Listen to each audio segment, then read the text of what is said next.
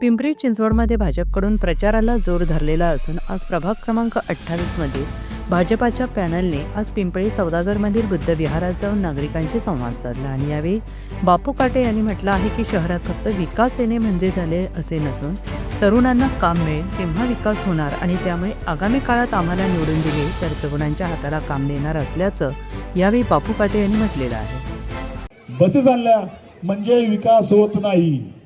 विकासाबरोबर घरातल्यांचा विकास झाला पाहिजे, परिवाराचा विकास झाला पाहिजे, माता भगिनींचा त्यांच्या घरात 2 पैसे आले पाहिजे, तरच आपण सगळे सुखी राहू शकतो। भाऊ हे तर माझं गाव आहे, माझं घर आहे।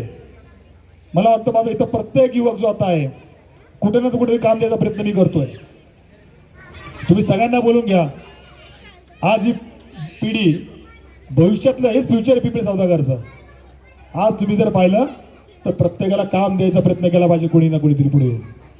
आज आपण समोर घेतला पाहिजे 25,000 फॅमिलीचं शहर म्हणजे आपला प्रभाग 1 लाख लोकसंख्येचा शहर झालाय। इथे कुठे ना कुठे काम द्यायचा प्रयत्न आपल्या प्रत्येकाला झाला पाहिजे। प्रत्येकाच्या हातामध्ये रोजगार आला पाहिजे। ह्या मुलांच्या हातात जर आजच करिअरमध्ये चांगले पैसे यांच्याकडे आले त्यांचं फ्युचर अजून चांगलं होईल। आज जर यांचा विचार आपण केला नाही तर हा विचार करणार कोण? राजकारण सोडून द्या बाजूला। राजकारण होत राहील, निवडून येतील, ज्याला मतं मिळायची ती मिळतील, पण यांचा विचार कोणतरी केला पाहिजे भाऊ आपल्याला। आज आपण काय करतोय? आपल्याच गुरपटून आपल्या पोरांचं फ्युचर खराब करतोय।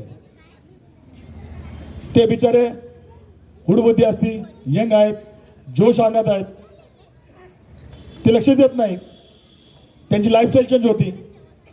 भाऊ आता सगळ्यात पहिलं या निवडणुकीत आपण सुधारलं पाहिजे की आपला विकसित वस्ता आपला पूर्ण पिंपरी सौदागर आपल्या मुलांना काम केलं पाहिजे।